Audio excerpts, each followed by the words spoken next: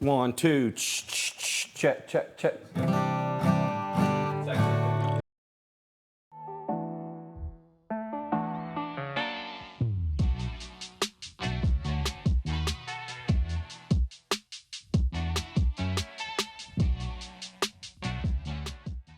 Whoa.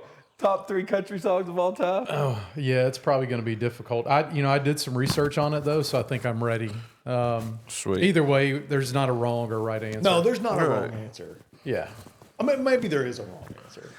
It cannot be a Taylor Swift I mean, song. don't pick a Rascal Flatts song. It can't be Taylor Swift. It can't be Rascal Flatts. Somebody new, you know. Yeah. Well, you could See, I there's some don't know. Luke Combs songs that are out there that I think you might be right. You could say that a song that was wrote 2 years ago is one of the greatest ever. Luke Combs' new the Fathers and Sons album. yeah, it's pretty money. Buddy, if you listen to that and you have a child, like if you have a niece, a nephew, a son, a daughter, like, how you not cry? You don't have a heart. That's good stuff. It's Have good you stuff. listened to that album? I have. Yeah. It's like, I listened to it a couple weeks ago after you told me about that song. yeah, Baylor was like, Dad, You got to listen to I it. had to dude. cut. No, he said I had to cut it off. He's like, I can't really? listen to that.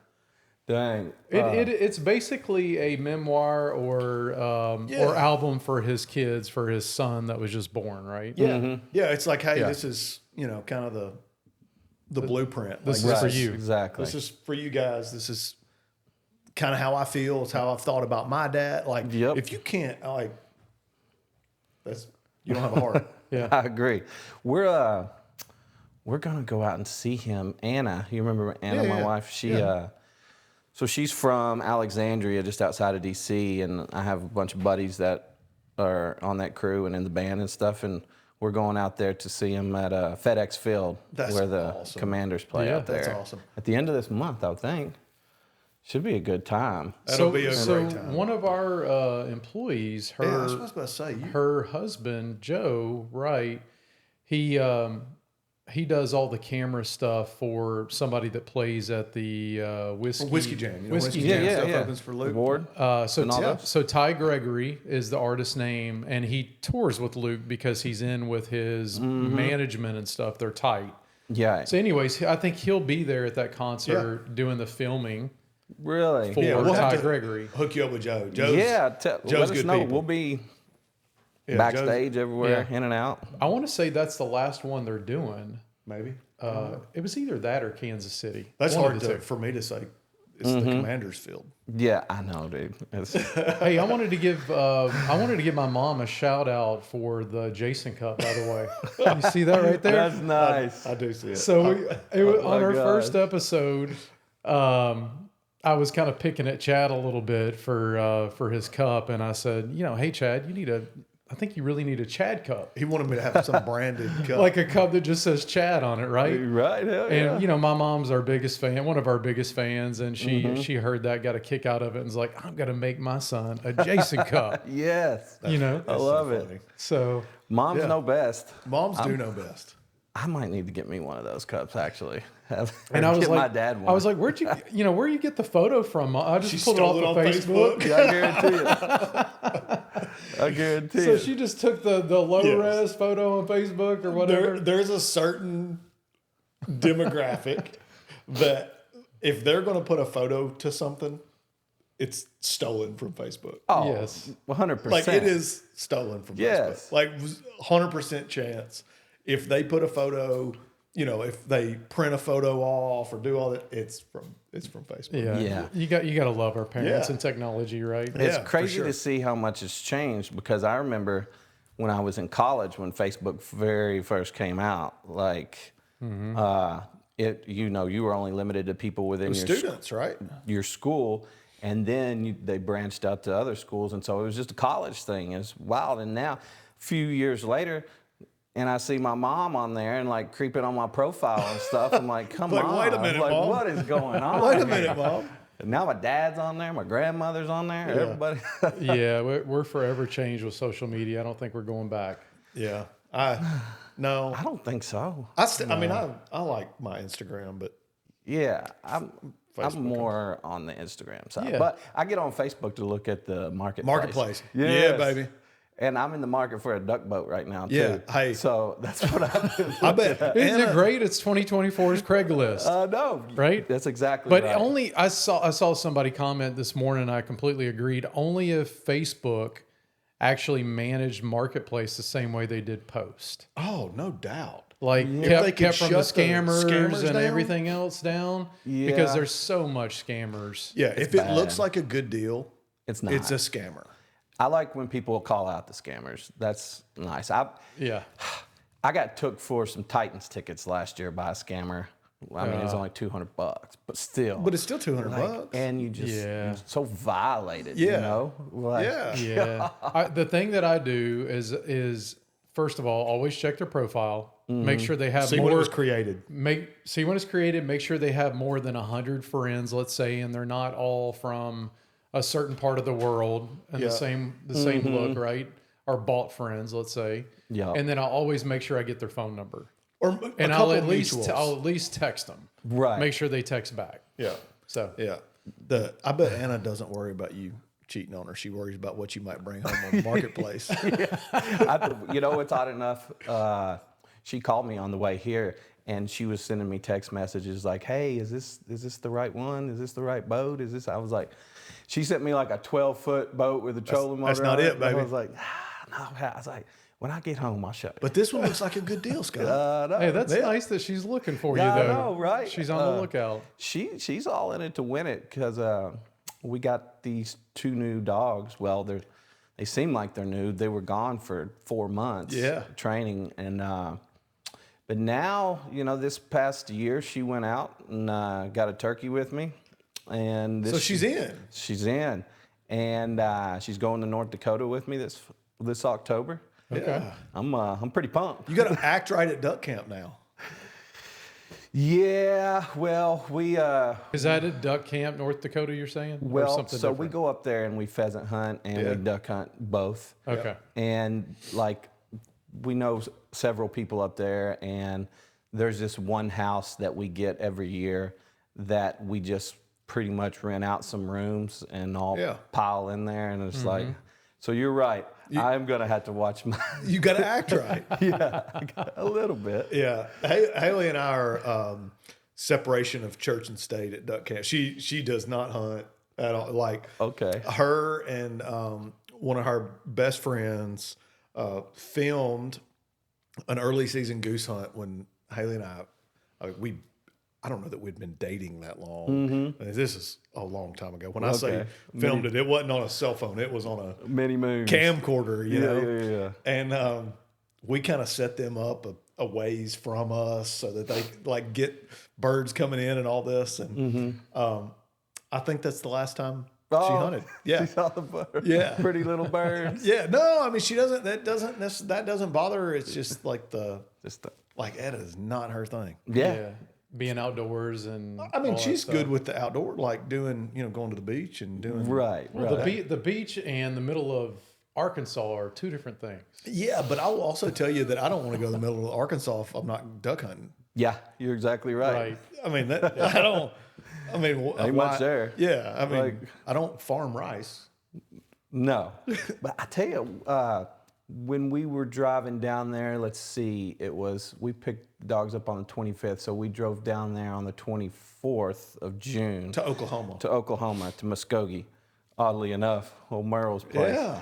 And all those rice fields, you're talking about that. Yeah. There's planes everywhere, just Yeah. like crop dusting and stuff. Spraying. And they're spraying. They come right over the interstate, like 30 feet off the dang Yeah. ground. You think they're going to land. It's Yeah. like, what They the heck? they do a lot of that. We are a little bit tied to technology, and they do some of that spraying now with drones. Really? Yeah. Interesting. Yeah, they spray some of those crop fields with Some big drones. Yeah, Huge drones. big drones. Damn. Yeah, but Emma. Speaking of drones, Emma was showing me she was recently at Disney with some friends, and they do, instead of like, I guess they still do the fireworks, but like in addition to the fireworks show, they do a drone light show, and it's like, They're doing that in Nashville now. well, that's what brought it up. Is it like around Was the they- world? That where they do the fireworks She had and all pictures like they made Tinkerbell out of drones. It was like hundreds of drones that they flew up there, and it was like you could see Tinkerbell. I was like, that? And it's crazy, all the programming that has to go into that. How much is behind it, What's crazy is Baylor got one of those cheap ones for Christmas one year, and we got that thing in the front yard and went, and it went like 4,000 feet in the air and straight back down. That was it. Crashed? Yeah, that was it. It was done.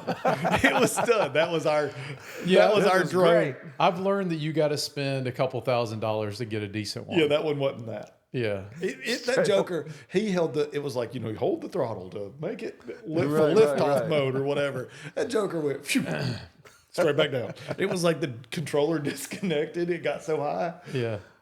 Straight in the creek. Hey, let's get our guests introduced. You want to do that? Let's do it. So Scott Buchanan is joining us today. Thank you for coming, Scott. Yeah, good to be here. it. Thank y'all for having me. I appreciate it. You're very welcome. And Scott today is with Kraft Technology Group. That's right. Out of Nashville, Tennessee.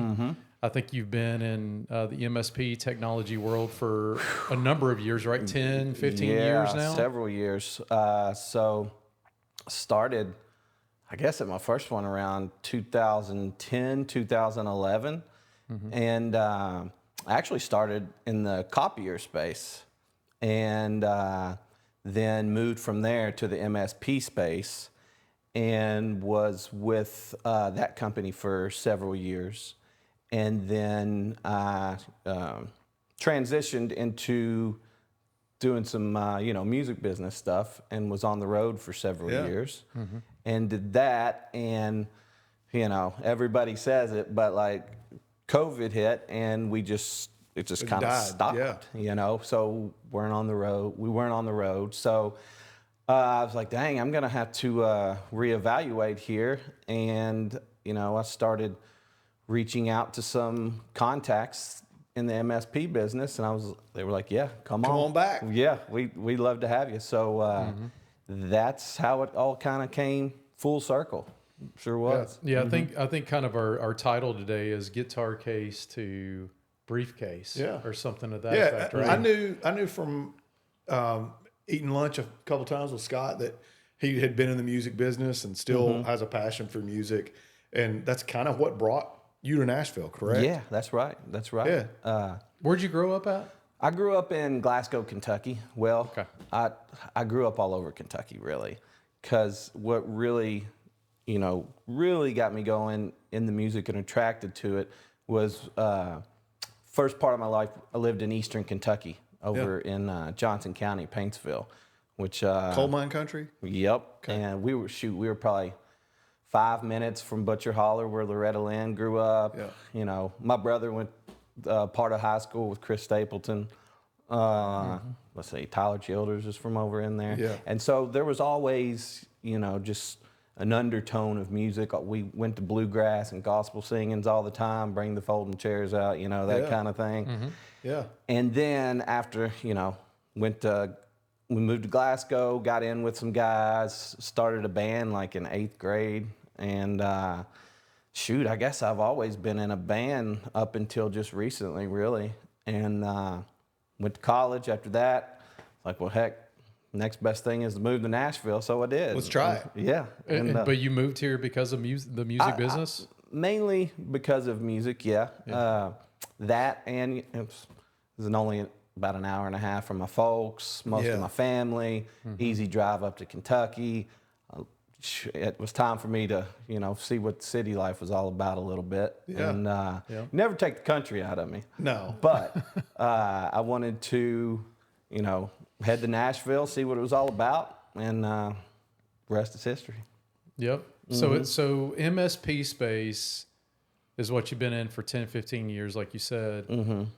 How do you think about, did the music business for you, or just music in general, kind of transition, the technology that was going on in the music business kind of push you into technology, or what made you choose technology? Did you go to school for it, or? I kind of I stumbled into it a little bit because along with the music business, so for the bands I was in, I was doing all the booking. I was, handling, accounting and just all the things that go along with it. And that really helped me in the business to business world with organization, as far as having thick skin and reaching out to people and keeping my calendar up to date, just things that I was already a little bit further along with than maybe somebody just starting out.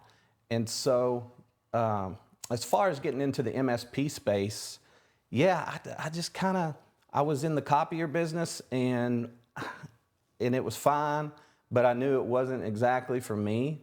Yeah. And so I just kind of started doing some research of, what would be the best, industry to transition into from what I was doing. And I started looking up and researching managed services and IT support. It was, booming, still is. Oh, yeah. And that, I just kind of naturally fell into it. One of our good buddies, James Farley. Yeah. I found the company that he was working for just kind of on accident. And so found him on LinkedIn, sent him a message on there and emailed him and sent him my resume. Next week, I'm hired. Is that when you met James the first time? Sure Through is. LinkedIn? Messaged him? I saw that we had a lot of things in common, outdoors and stuff like that, and gave it a shot, and it worked. Yeah, James is a big music guy too. Oh yeah, I think he plays a little bit. Oh, he plays a lot of bit. He's a heck of a guitar player. Is he really? The dude can shred. So have you've always led with guitar? You've been a lead guitarist, or? So I've never been a lead guitarist. No, I've always been more of a singer first, and then I just kind of picked up guitar so I could write songs mainly. And so I've never really been much of a lead picker at all. I've always just played more rhythm and just enough to write. I always like to ask people this question who sing, but when did you know, when was your first time that you knew you had the first time a girl voice? Was like, oh boy, oh God. I tell you what, because you said around 8th grade you started your first band. So did you know you could sing well before 8th grade, or when not was it? Really. So at the beginning of that year, a buddy and I took chorus just to sit in the back and get an easy A. Well, the teacher's name, her name's Miss Sexton. I haven't talked to her in years. But she had an impact. Yes. And so she said, all right, she said, either you're going to start singing or I'm going to fail you. I was just scared to death. Had she heard you sing prior to that? No, never. And so I started staying after school, like before, sports practices and stuff, or after school before practices. So I would stay in there 15, 30 minutes after school, and she'd go through all the runs with me, and slowly I started building confidence. And a couple months later, I had the solo in the recital. So no kidding. And then this ag teacher who I you were nervous knew, as hell too, probably. Oh my gosh, yes. Miss Sexton when he let out when Miss Sexton heard him let out the good note, she was like, I found one. We got something here. And so there was the ag teacher up at the high school who ran the FFA, and I already knew him before that because I played ball with his son. They were a couple years older than me, already in high school. Well, he reached out to the chorus teacher down at the middle school and said, hey, you got anybody down there that could sing? And they said, I got some guys up here that, they're a good band, but they need a singer. So she said, actually, I got someone for you. And so I went up there. She was talking about just, oh my gosh, and playing with these high school dudes. And when you were in 8th grade? When I was in 8th grade, and we started practicing. And before I know it, I'm on my way to FFA summer camp, and we're in the talent show, and we play all the FFA national conventions and state conventions and all this. And what were you singing then? Oh my gosh! Did you have a beard in 8th grade? I started probably. The cat started lifting it off. Yeah, that little mustache was coming. So you didn't look like you were in 8th grade. Maybe I don't know. Maybe not. I don't know. So that's how it all began. And some of this, I mean, we sang the classics that are still classics today. You know, we sang Sitting on the Dock of the Bay, Okay, Proud yeah, yeah, yeah, Mary, Old Time Rock and Roll, all the country songs, Check Yes or No, sang some Keith Whitley, just everything a little bit under the sun. And you were just a front man at that time. You didn't play an instrument. Yeah, I didn't learn how to play guitar until really I was in college.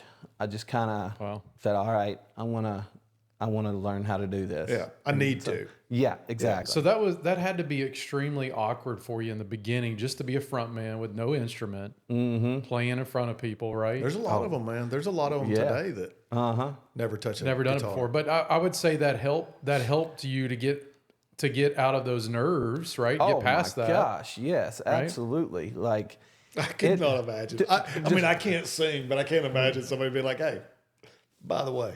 And just in business too, in general. Oh, I'm sure. Like, you know, walking into a boardroom full of, you know, C-level executives and presenting proposals by yourself. Yeah. Or just anything in general, giving any sort of speech, meeting with people, you just kind of loose and relaxed. Yeah. And, you know, at the end of the day, you know, sun's going to come up in the morning. Would you be more comfortable if you could go to the boardrooms with your guitar? A lot of people find it's a crutch for some people. You know, probably sometimes.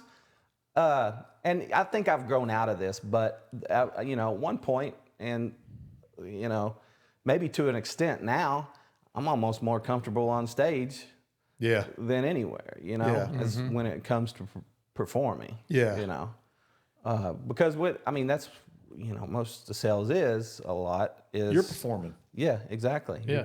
And your song is, you know, your company. Your company, your pitch, your whatever you got going on. I think we're all comfortable or more comfortable when we're doing something that we really know and understand, Or that we're good at. or that we're good at. Right? Like Absolutely. if you've practiced and prepared for it, it doesn't necessarily have to be that, you know, one task, but if it's something it's repetitive and you've done it over and over and over again, you feel Yeah.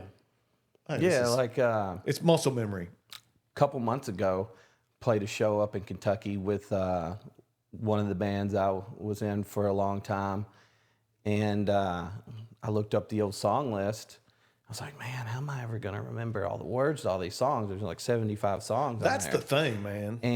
And I got up there and I was like, it just, boom. There they are. It just comes to You me. didn't have like the iPad showing you the No, lyrics no, or none of that stuff? Only, Almost think that might be harder yeah. I because mean, you would want to read it. right. And also you just kind of get locked in and you lose the crowd too. Who was Yeah. it? You might You follow lose some of this. the rhythm. Right. And like when I play, when I play out original songs and writers' nights and stuff like that, now that's a little bit different. You know, Yeah. I might have my phone or an iPad or something like that to help Yeah. out. But, you know, when doing a cover gig, I rarely, if I ever had to pull the words out, or I'll just look over to the guitar player and, hey, what is it? There was there's an artist that I don't know why he popped up in my reels or something. I feel maybe I'll remember it or I'll find it later. But he was letting his wife hear. She was curious at like what played in his in-ear, you know? And Yeah. Oh, he yeah. was like, well, if you want to hear it, here it is. And it wasn't, you know, I guess not knowing, I just assumed it was like him singing, you know, maybe with no music or somebody singing the words. His wasn't. It was like a countdown. It was like almost like a dancer. It was like 1, 2, 3, 4. Keeping them on rhythm. Yes. And yeah, I was so like, it's like a click track. yeah, that's what it was. Yeah, exactly. I was like, Interesting. what? That's not what I thought. I thought it would be like, But a demo. Almost felt like it was going to be a demo tape playing in the, but it That's wasn't. probably different per artist, It could right? be. It is. So I was on the road for several years as a tour manager, and you know, some of the groups I worked with, they had in-ears, and each mix is different because so a lot of times the producer or engineer who recorded the song they'll send that track and he'll break it up into the different tracks on the soundboard so you can You know, you can pick and choose what you want. If you want more lead guitar, throw it in there. If you don't want much, if you're a bass player, you want to hear the kick drum more, put it in there. A lot of times, guys just don't even have vocals at all in there, and it's like a countdown, like you said. That's what his was. And the second verse starts in 1, 2, That's what it was. 3, boom. That's Okay. That's what it was. Just keeping them on track. yeah, right? I'll find the artist and Okay, send yeah. it to you. It That's was. probably what, if I was a musician, that's probably what I would want. I think I would need the Like I think second I would verse. need the words. You would need the words. I think I would need the words. Well, they make the teleprompters Yeah. in the monitors. Well, now. tell me this, because I've always been curious of it. When you're, you know, when an artist is going at a live event or like at a award show, and all of a sudden you see them just kick that off, Take it out. take it out. It's for dramatic effect. Is it for dramatic effect, or is it because they had that last segment of, okay, verse 3, 3, 2, 1, and now they're kind of done with that? I think most of the time when they do that, they just don't have a really good mix at that moment, or they can't.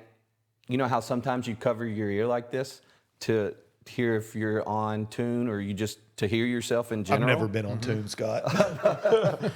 Well, Not a they singer. take one out because I mean you got two in, Yeah. So they just take one out, and also you're right. It could be maybe the backing vocals are in the one that is the loudest, and there's just too much bass or too much guitar, too much of something in this one. Just take it out. gotta go. You can and you can hear what you want to in each ear monitor. Is it stereo, or are they hearing two different things on each ear?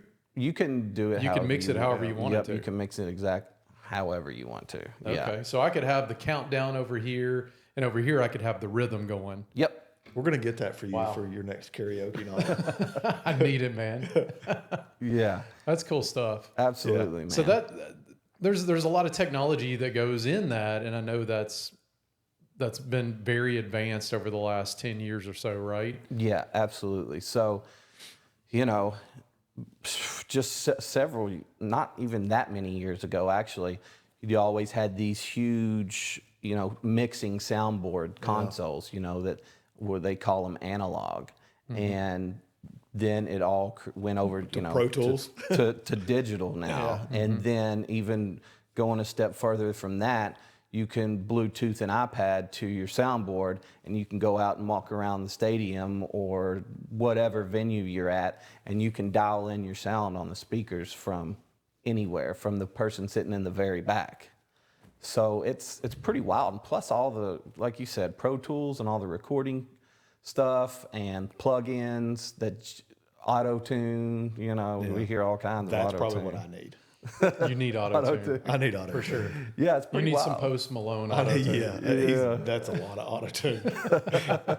So, Scott, how different, I'm curious, how different is the music business world from the corporate world, right? Because you've been in both. Absolutely. Is it that much more cutthroat in the music business world? Or do those kind of play together on both sides? I think, there's a lot of similarities and differences. So, as far as the similarities go, from corporate to music, I was in on that business side. So I was working with accountants, I was working with booking agents, working with record labels, managers, everything that goes into it. And as far as that goes, it's very, very similar to the corporate world.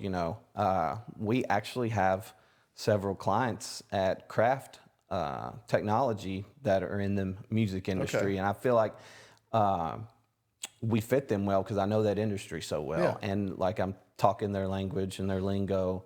Not that we don't fit all kinds of other industries well, but that one specifically. Well, that one hits home for you too. Yeah, exactly. And so similarities, I would say, from that world as far as working with that part of the music business, it's very similar. The difference obviously is the creative side. You have to be creative in business, but also you got to be creative, of course, in the music. That's the number one thing. Without the creativity, you wouldn't have all the people on the back end doing all this work. So I'd say that's where the big difference is, and also just the lifestyle and being on the road. You know, people say it's glamorous, but man, it is a grind. Yeah. And you have all kinds of different hours. You know, corporate world, you're working That's Monday true. through Friday. That's true. On, music, you're usually leaving on a Thursday evening, Friday, Saturday, or Sunday night shows, and then you're coming back and you got your week. So I'd say that's That could be even more daunting. Like from me and Chad have both had like national roles where we've traveled for our jobs. Yeah. But I can only imagine if it was nights and weekends only. Yeah, Right. absolutely. How much more difficult. Yeah, it you would talk be. about missing out. Yeah. Gas station food all the time, Yeah. sleeping. Traveling on a bus is cool. For a minute. Yeah, exactly. And then you're in this, huge With like 10 other people? death trip. Yeah. Yeah. With 10 other people. With a bunch of other stinky dudes. Yeah, and you just have to, you get through it. Yeah. So well, go ahead. I'm sorry. Oh, shoot. I think that's all I had to say about that. The similarities and difference. I mean, a lot of similarities on the corporate side and the back end of music. And then the differences is just the lifestyle, the schedule. Yeah.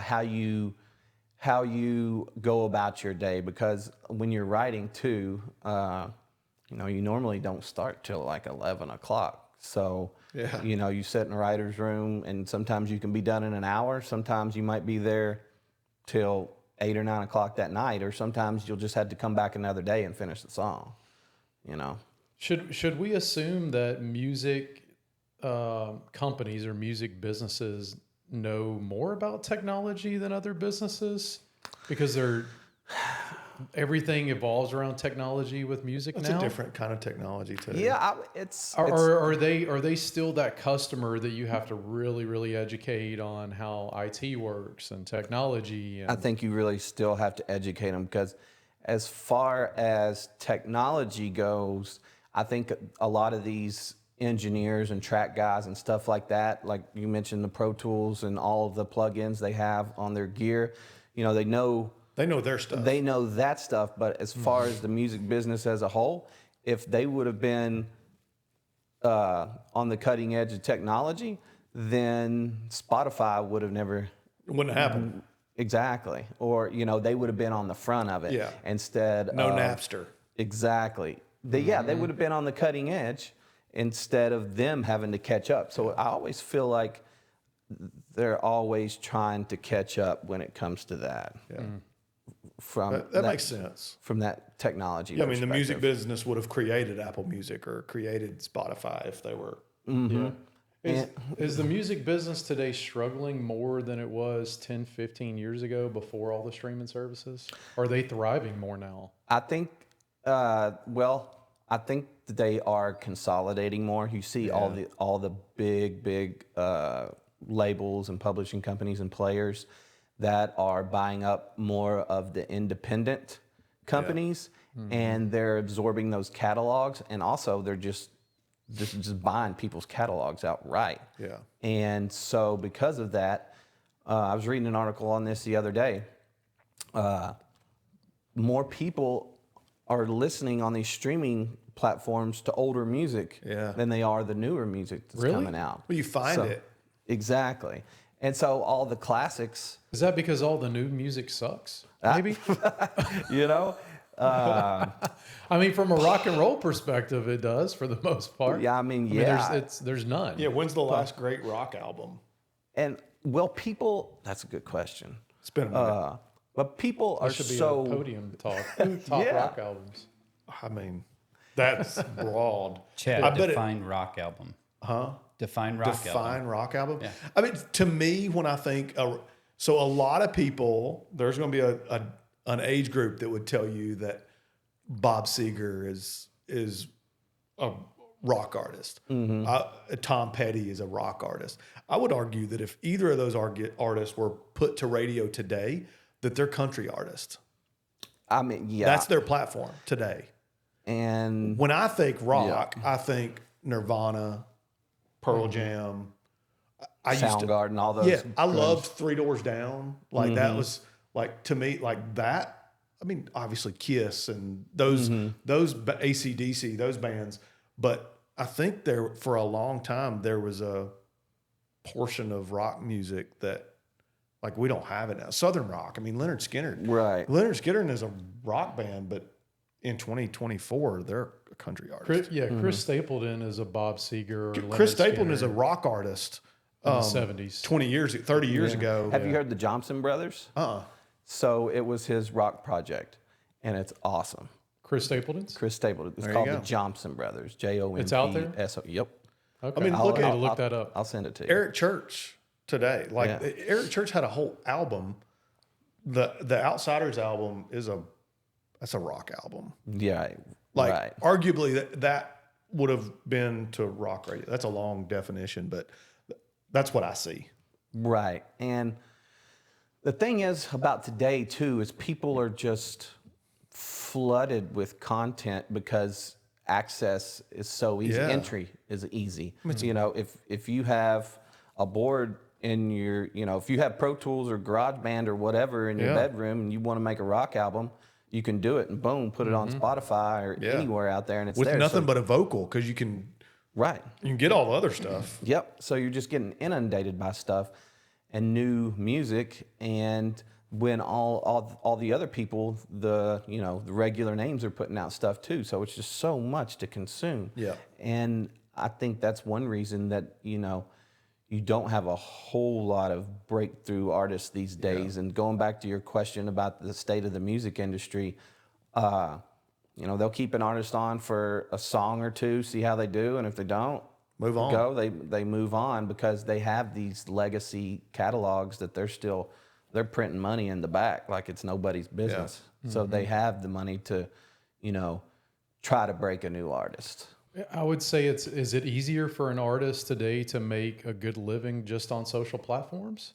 Or are they going to get swept up and sign quickly, right? If they all of a sudden get 1 million followers. Right. Okay. Because you could have 1 you million hit- followers and start making good money. You hit the nail on the head there. So these days, used to a label would sign an artist and they would commit to them and they would put them on the road, help break them, throw all the marketing and everything behind them and just build them up.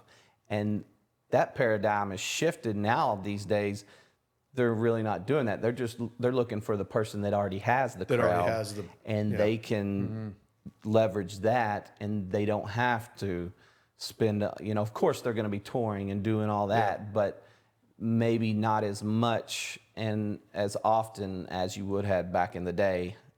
And they can just take $1 million, throw it to marketing, just splatter the song everywhere and see if it takes or not. So does that also mean that the artist gets a bigger chunk of the pie because they've already created that following? I think depending on the artist. I listened to there was a podcast on and Luke Combs on it. He's a prime example of like the first of the social media guy, at least in country music, to hit. Yeah. He already had a catalog. When he started, when he moved to Nashville and all that, he had songs that were radio or popular songs, at least streaming wise. So that gave him a little leverage to negotiate. Absolutely.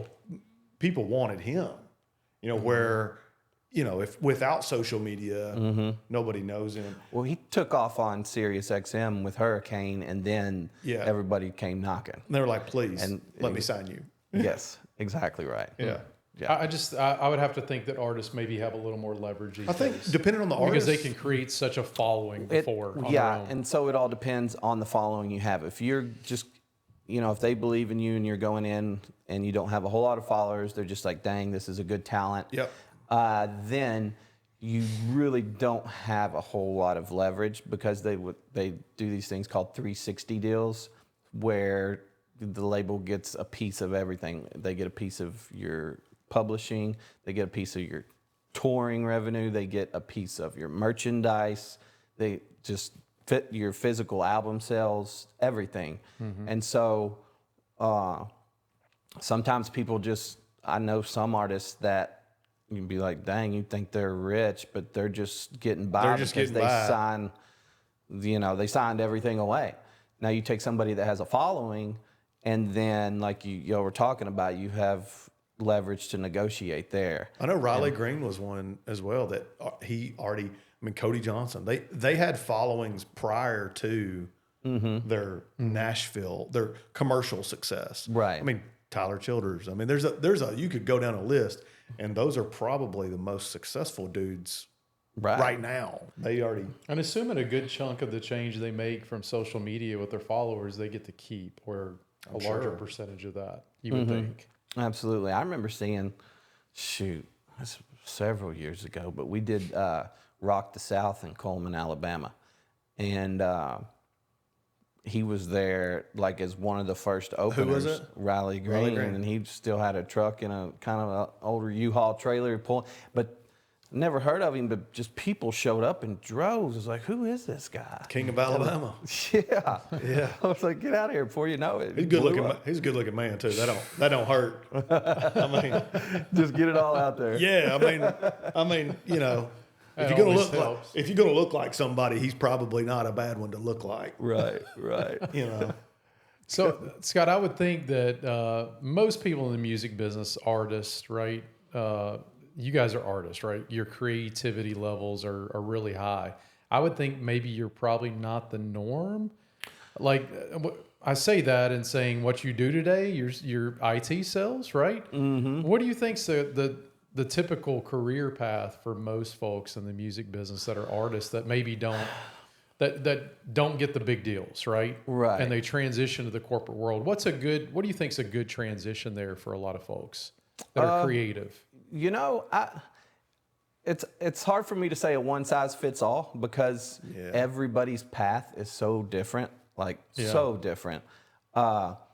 However, I mean, if you come to Nashville and you find yourself in the corporate world, then, you know, you got to pay the bills first and foremost, you know. But also,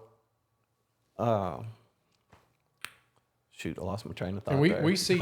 we see in Nashville. I know you go out to any restaurant. Yeah, and somebody's eat. Right. The servers and waitress. I mean, they're all like, "Hey, I'm trying to write songs," or right, whatever. And there's, like I said, there's no one size fits all. I've known guys that have been and were in the corporate world, then all of a sudden, you know, they got a #1 song as a songwriter, you know. I know guys still working corporate job and writing too. Yeah, doing both, absolutely. yeah. I know a bunch of people that are doing the same thing right now, and you know, I'll always have it in me, and music will always be a passion. That being said, I love business too. I love closing a deal and the thrill of it, just like the thrill of being on stage and hearing a crowd erupt.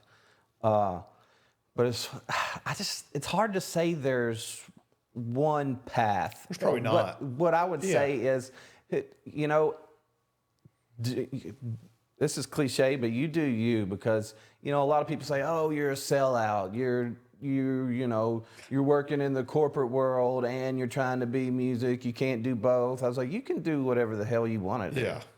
And, you know, I might write a song that will take off. You never can tell. Yeah. You know what I mean? But you got to be doing it for it to happen. That's right. And I've created quite a catalog and plan on putting some new music out here soon. So, you know, we'll see if it takes. That's awesome. Well, and going back to the songwriting thing, I don't think in today's world, writing one hit is going to make you rich, right? It depends on that It hit. can. It all depends on that hit. How many weeks it's at #1? Yeah. It all depends on Streams. but on the front end, it all depends on how much of your publishing you own. So if you write for a publishing company in town, a lot of times they're going to take 50% of whatever, plus they're going to give you an advance of, you know, usually it's 25 to, could be anywhere from 35 to 40 grand a year that they give you as a salary to write an songs. advance, but you have to pay that back. And plus they're paying for all the recordings that you're doing, your demos, so they can pitch the song. So all that's great, but all the while it's adding up. And so if you're writing for a place for 2 years and You're in debt. and they paid you 60 grand in advance, and then, you know, maybe they put 30 grand in your demos, and you write a big hit and you make, you know, 250 grand from it, or whatever it may be, you know, then you got to pay all that other stuff back. So you're getting a up draw front. basically. Yeah. So Scott and I basically. need to write our song Yes. independently. Well, yeah. So what? Okay, so that brings up a good question. So But we still got to get it the reason to radio. the reason why, as a, let's say a younger songwriter, somebody new to songwriting, the reason why you wouldn't do it independently is because maybe you need the cash to help you focus on it Or help you live. or help you live, right? And that's why people go to the publishing companies. You're exactly a lot of times, right. right? But It's for access to artists too. Right. So it's Okay, access, access to is what artists. it is. Yeah. It's access to getting your songs cut because those publishing companies have, they have song pictures to go out Yeah. and they have meetings and they just sit there and play managers, labels, whoever, lawyers, whoever it may be, they play in songs in hopes that their artists will cut it. And so that's what you're paying for. So if you're a songwriter that nobody knows and you feel like you're writing good music, it may never get seen or heard. Correct. You're right. I know a lot of people like that. I mean, do. if you were to go to the top 20 country songs this week in Apple Music, for example, I would feel pretty confident in that you see the same names on songs multiple times Oh, in that top 20 yeah, today.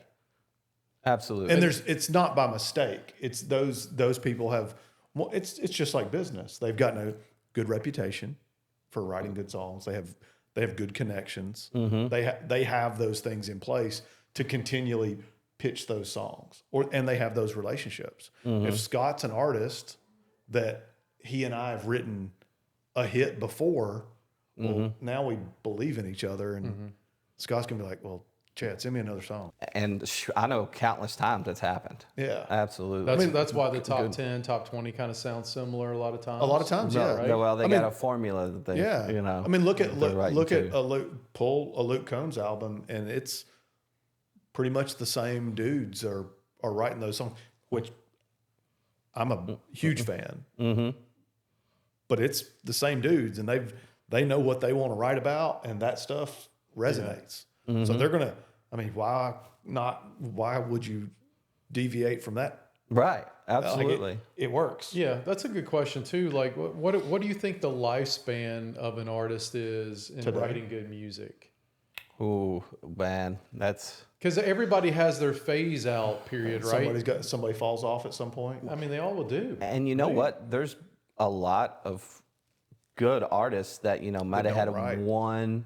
Well, that too, that don't write, but also that may have had one hit or no hits as an artist, but then they just write. Yeah, And then a lot of like David Lee that's Murphy, exactly where I was going. right? Like he Dust on the Bottle and Party Crowd. All those are huge songs. But they, it was He's just had more two songs. success as a writer. He's had more success as a writer than he did as an artist. So he's wrote a lot of songs since Oh, a ton. those Yeah, that have he's- been top hits. Ton. And then you got a Tim McGraw type, and Tim's not a songwriter, Nope. right? Like he's just either he's picking good songs or his camp is picking good songs for him. That's exactly right. So So it's such a intrigue. I'm not in wild. that world, but I love country music, and it's like it's neat to see who wrote what and who's tied to what. And yeah. I mean, I think that goes back to what you said, Chad. Business is business. Relationships Yeah. are relationships. yeah, Exactly. it doesn't matter what you're. I mean, we've talked. I mean, sports, and it's similar there. I'm sure if there's a player in the NFL that is a free agent right now, and he has a former coach that's now a new coach at another team. Well, if this guy believes in that player, even though he may be a B-level player, Right. but this coach is like, hey, He knows how to resonate with him. yeah, and- I know this guy. I know what we can get out of him. I want him on my team, Yeah. even though he may not be a name brand. Hey, is the music business similar to the sporting world, NFL world, let's say, where I've never worked in the music business before? could myself with a business mentality, could I just go into the music business and start working in it and making waves? Let's hear you sing. No, I'm saying like from a business like a standpoint. business. Maybe. Like I think so. could I be a Yeah. manager of a So a lot of it is like, I would say if you weren't in the music world and you wanted to get into it, find an artist that you believe in, and then, I mean, the same thing as cold calling, pick up the phone and start calling venues and saying, hey, I got this person, great new artist, think it'd be good for your area, your demographic. Here's their music. You create a press kit and send it to them, and you're just throwing it out there and getting gigs and getting that artist on the road. Yeah, exactly. Same thing. I've done that a lot. Is that the easiest way to get into the music business, attaching to an artist, or is it maybe working for a label? A lot of those labels, I feel like a lot of them are connections from like going to Belmont or somewhere, just, Good a old lot of boy them- network? Yeah. Yep, you're exactly right. A lot of them is hiring your cronies and, That's what I people was like- curious on. Yeah, exactly. Okay. Just as far as if you just wanted to get into it, I would say being a booking agent and finding a good artist that you believe in and picking up the phone and start sending emails and booking them and see where the traction is. Anybody with some hustle can do that, I think. Right. I Absolutely. bet if you were repping Morgan Wallen, you could probably get a gig booked. I bet I could. Yeah. It's think like so? It's like when they first came out with the iPhone. If you couldn't sell that iPhone, you got a problem. Hey, I'm calling to book a gig for Morgan Wallen. Have you ever heard of Morgan? Yes, please come. Have you ever Immediately. Come on. I've got a new artist. I don't know if you've heard about him. Yeah, Right. exactly. That's how you would do it, right? Yeah, I don't know. I don't know if you've heard about this guy. That's funny. Yeah, he's blowing up social media. Bolt the too. chairs down. Oh right. my gosh, yeah. Come on now. So for you, Scott, in the IT world, I know music is still a love and passion of yours. Like you said, you still write, you still perform a little bit. But what do you think is next for the IT MSP space? What are you guys talking about being the next thing? Is it still cybersecurity is still the forefront? And I think cybersecurity definitely is at the forefront. I feel like almost every other prospect call I'm on is like, well, we had a breach. Oh, we got hacked. Somebody clicked on this. We had ransomware. I think that's the biggest thing. I really do, because hackers in the dark web are just they're getting so savvy and harder to pick up on these days, and just being vigilant about that and having, security awareness training, having, spam and email filtering and, web filtering on, and making sure that, you have all of the roadblocks set up so the bad players can't get in. That I feel like is the biggest thing. And also, you wouldn't believe how many people still have physical servers. You know what I mean? Like, one of the biggest things that we've been doing this year is migrating people off of physical servers to the cloud. And so I would say cybersecurity, just being vigilant around that, all those bad players, and then getting off of your legacy servers. My goodness, there's moving parts, so much that could go wrong. And I believe those two things right there have been a big focal point so far this year. okay, yeah, that was kind of my thoughts too. It's interesting to hear about the servers, but I think we're still in, like you said, still in an age where, I don't know, like 5 years ago, everybody had these on-prem phone systems, Right. and we saw them all move to the cloud, right? But I still think we're in the kind of the Goldilocks zone of that, with businesses getting off on-prem servers. Absolutely. And a lot of these companies are still running like software and ERPs that are from the dark ages. And so, we can't do anything with our server. It's got to be there. This is all it'll run on. I was like, I don't know. Hey, Yeah. you're taking a big risk here. Yeah. Yeah. And those are the people at the highest risk for cybersecurity concerns Yeah. usually For too, sure. right? Yes, absolutely. Big time. Because, I mean, you got to protect those servers in a different way and monitor them and manage them in a different way where if you just, put it in the cloud, go to Azure or something like that, then you have all that stuff on the back end that it's running more fluidly. Absolutely. And your backups are easier. All the data is encrypted. Oh, and yeah, everything. and you can sleep easier at night, I feel like, Yeah. is the biggest thing. So, yeah, that's kind of how I see it. Awesome, man. Hey, so every episode we do a top 3 of something. Yep. Okay. We call it To the Podium. Okay. Right. So we're going to go to the podium today, and we're All gonna, right. we're going to talk about your top 3 favorite country songs of all time. Okay. Man. We mentioned before there's no wrong answer here. So I if need you a want top it to be 23. Chaz is going to be, Taylor Swift's going to be in there somewhere, so that's okay. Oh, boy. Emma would love it if I picked a Taylor Swift Casey song. Ballerina, something like that. Ballerina. Look, it will not be a Taylor Swift song. Okay. So what we'll do, Scott, is we'll go top 3, but we'll start at number 3. Yep. We'll go Okay. 3, 2, 1, and we're just going to rotate, Yeah. right? Yeah. You'll give your number 1 or your number 3. I'll give mine. Jason will give his. Okay. We typically let the guest go first. All right. Sounds good. Yeah, and we would love, if you don't mind, man, when we get done with this, we'd love to hear one of your songs or something. Yeah, I'd be happy If to you wanna play. break that out. Absolutely. Yeah. Heck That'd be yeah. awesome to end with that. You might man. have to hit us with your number 1 overall or favorite cover song that Ooh. your favorite No one pressure. to Okay. I might have to think on that one. Yeah. See what I know still. Yeah. to play. cover. Yeah. Okay, cool. So number 1. Number or 3. Number Your three, yeah. third Yeah. overall. There's one song that's always stuck out to me, and it was never huge, but I just loved this song. And it was written by, have you ever heard of Daryl Scott? So it's a song called Never Leave Harlan Alive that Daryl Scott wrote, and Brad Paisley cut it. And it's awesome. Yeah. It's especially, I think it hits with me so much because of living over in Eastern Kentucky for Yeah. a few years Yeah. and being around those places Yeah. and just like, yeah, that's about right. That's a deep cut too. That's not a Yeah. not a radio one. I like the deep cuts. Yeah, absolutely. So can I appreciate knew, it. I knew you would bring the deep cuts in. So. Yeah. So yeah, that's my number number 3. Okay. Okay. So Yeah, I dig that.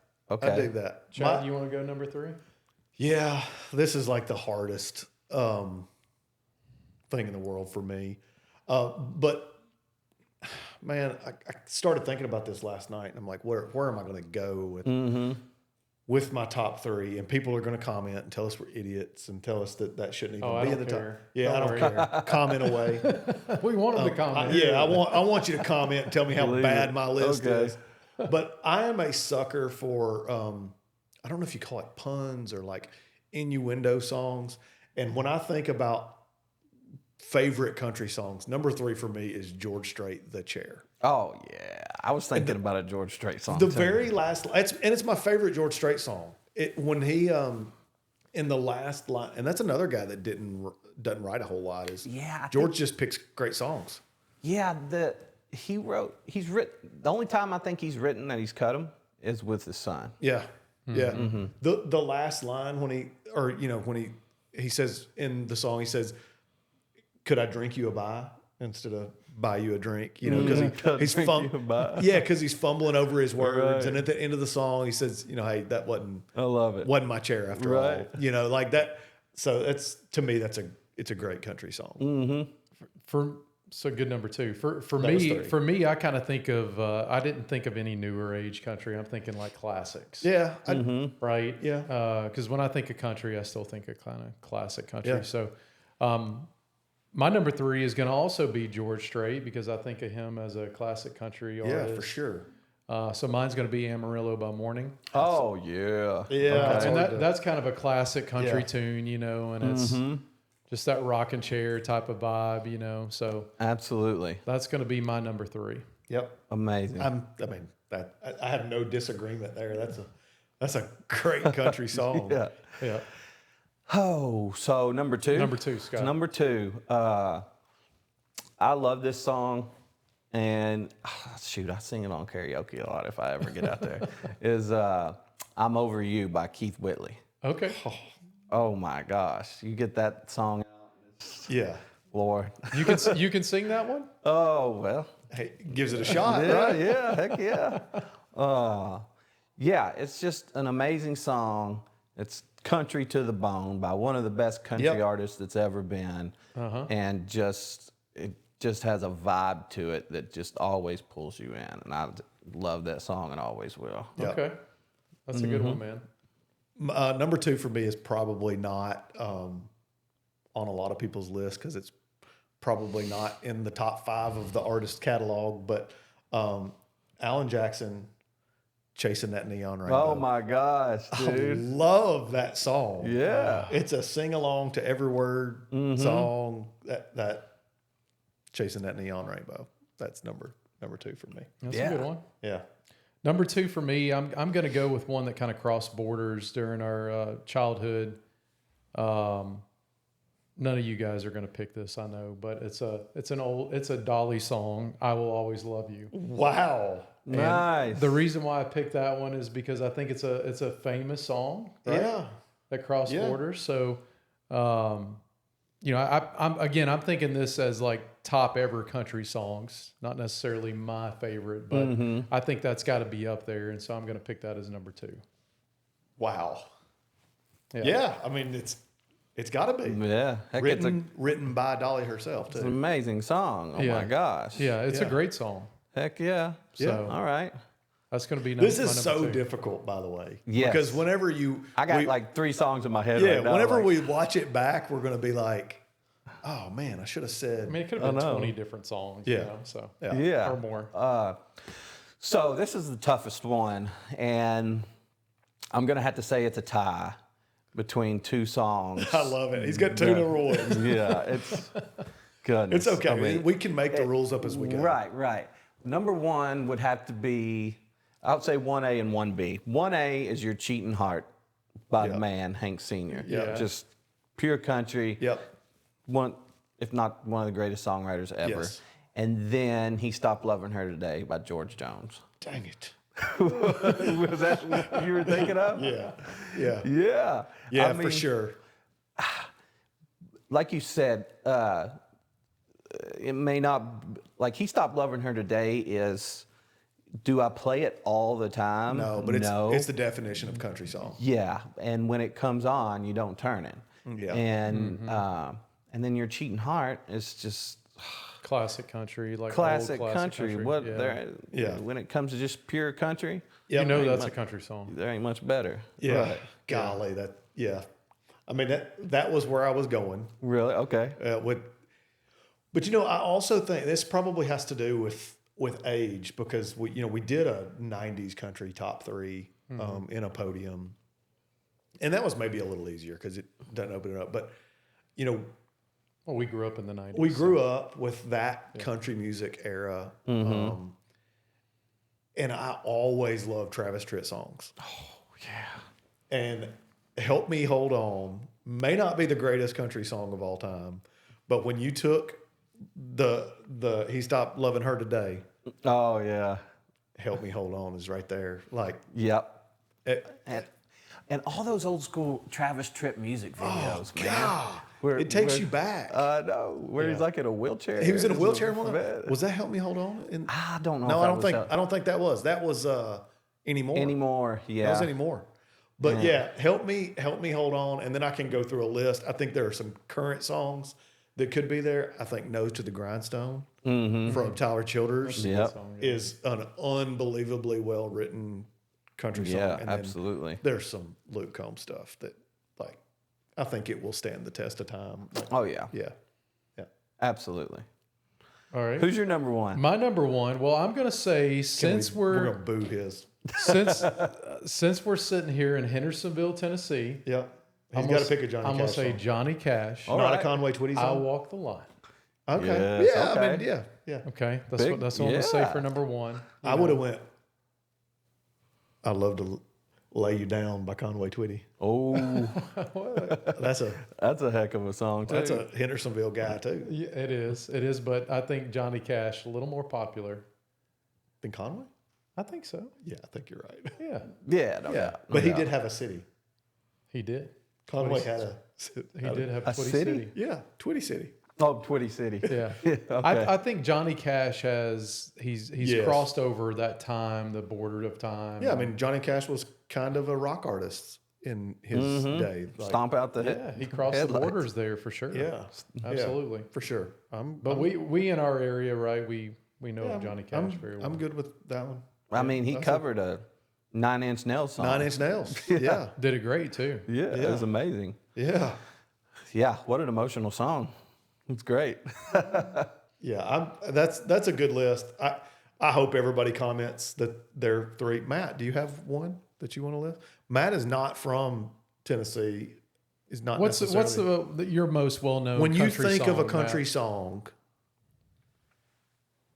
We put him on a spot. Yeah, my country knowledge is early on. But that's okay. That's okay. Anything you like today? I like a lot, but Today's stuff? yeah, Yeah. there's stuff I know tangentially, but yeah, it would That was be a all big. That was a today's big music. word. Tangentially. That's a big word. I'm a big Rustin Kelly fan. Oh, Okay. yeah. Okay. Shoot. I live and breathe Rustin Kelly. Okay.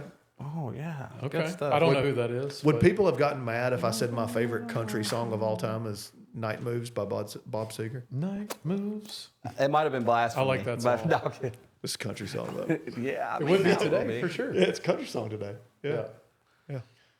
Is is that Mockingbird one of his biggest songs? Yeah, Yeah, that's right. Hey, pretty little Mockingbird. Yeah. but he tours with his dad and his sister, and when he when he played at the Ryman first time, he had his dad open for him. That's so cool. Wow. First time like playing live. Is that kind of folk music or He is across many genres. is it okay? That's Phil, kind of Songwriter, yeah. country music. Yeah. Got a little rock and roll Songwriter, in there. country, dark emo. Yeah, Like, he calls it dirt emo.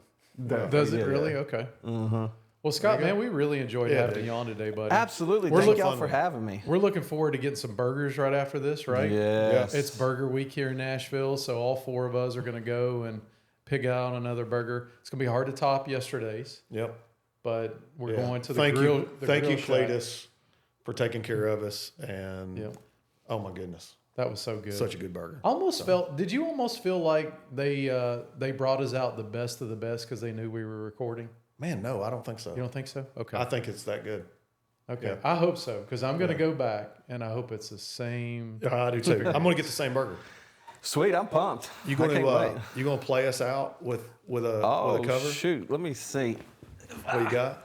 Let me see. Give us a little twang.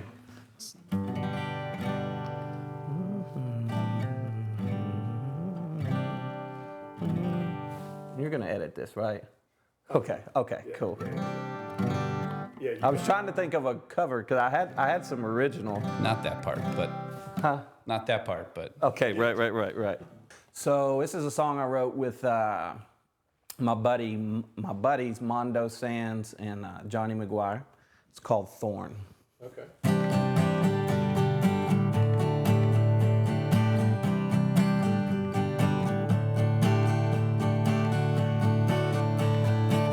She grew up in a truck-stop town. Silver spoon never touched her mouth. Daddy drank just as fast as he could pour. Yeah, rules, grows, and thorns.